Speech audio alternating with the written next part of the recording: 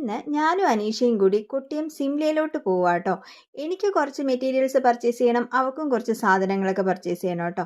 അങ്ങനെ ഞങ്ങൾ സിംലയിലെത്തി. ആദ്യം വന്ന് ഞങ്ങൾ നോക്കിയത് ബെഡ് കവർ ആയിരുന്നു. അവൾക്ക് അത്യാവശ്യം ഒരു ബെഡ് കവർ വേണമായിരുന്നു. പക്ഷെ സ്വന്തം ബെഡിൻ്റെ സൈസ് പോലും അവൾക്ക് അറിയത്തില്ല.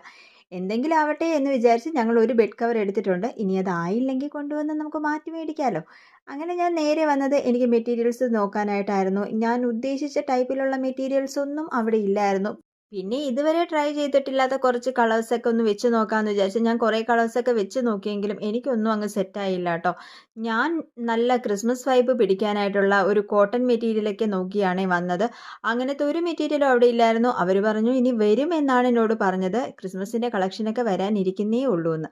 അപ്പം ഞാൻ വിചാരിച്ചു എന്തായാലും ഇവിടെ വരെ വന്നതല്ലേ, എന്തായാലും അത്യാവശ്യം കുറച്ച് മെറ്റീരിയൽസൊക്കെ എടുക്കാം. എന്നിട്ട് ക്രിസ്മസിൻ്റെ കളക്ഷൻ വരുമ്പോൾ അടുത്ത ട്രിപ്പ് വന്നൊന്ന് നോക്കാമെന്ന് വിചാരിച്ചു. ഇതേപോലെ എംബ്രോയ്ഡറി ഒക്കെ വരുന്നതൊക്കെ ഉണ്ടായിരുന്നു. പക്ഷേ എനിക്കെന്തോ അതൊന്നും അങ്ങോട്ട് പിടിച്ചില്ല കേട്ടോ. പിന്നെ അനീഷയുടെ ഫ്രണ്ട്സ് എല്ലാവരും കൂടി വന്നു. അവളിവിടെ കുറച്ച് നാൾ വർക്ക് ചെയ്തിട്ടുണ്ടായിരുന്നേ. അങ്ങനെ എല്ലാവരും കൂടി വന്നങ്ങ് കഥ പറയൽ തുടങ്ങി. ഞാനപ്പോൾ പറഞ്ഞു എനിക്ക് കുറച്ച് അജ്രക്കിൻ്റെ മെറ്റീരിയൽസ് കാണിച്ചു തരാൻ പറഞ്ഞു കേട്ടോ. അങ്ങനെ ആ സെക്ഷനിലും പോയി നോക്കിയപ്പോൾ അവിടെയും വളരെ കളക്ഷൻസ് കുറവായിരുന്നു. പിന്നെ ഒന്ന് രണ്ട് മെറ്റീരിയൽസൊക്കെ എനിക്ക് ഇഷ്ടപ്പെട്ടു കേട്ടോ. അപ്പോൾ അതങ്ങ് ഞാനങ്ങ് മുറിച്ച് മേടിച്ചു. പിന്നെ ഒട്ടും സമയം കളയാൻ നിന്നില്ല, വേഗം അവിടെ നിന്ന് ഇറങ്ങാമെന്ന് വിചാരിച്ചു. കാരണം ഞങ്ങൾ വന്നിട്ട് മണിക്കൂറുകളായിരുന്നു കേട്ടോ. എൻ്റെ കൂടെ തുണിയെടുക്കാൻ വന്നു കഴിഞ്ഞിട്ടുണ്ടെങ്കിൽ ഏട്ടൻ സ്ഥിരം പറയുന്നൊരു കാര്യമാണ് ഞാൻ നല്ല പോസ്റ്റ് ആക്കും എന്നുള്ളത്. പിന്നെ അനീഷയ്ക്ക് കുറച്ച് കുട്ടിയോട് എടുക്കണമായിരുന്നു, അതും എടുത്ത് അവളുടെ ഫ്രണ്ട്സിനോടൊക്കെ ബായ് പറഞ്ഞ് ഞങ്ങൾ അവിടെ നിന്ന് ഇറങ്ങുവാണ്. എനിക്ക് നല്ല വിഷമം ഉണ്ടായിരുന്നു കേട്ടോ.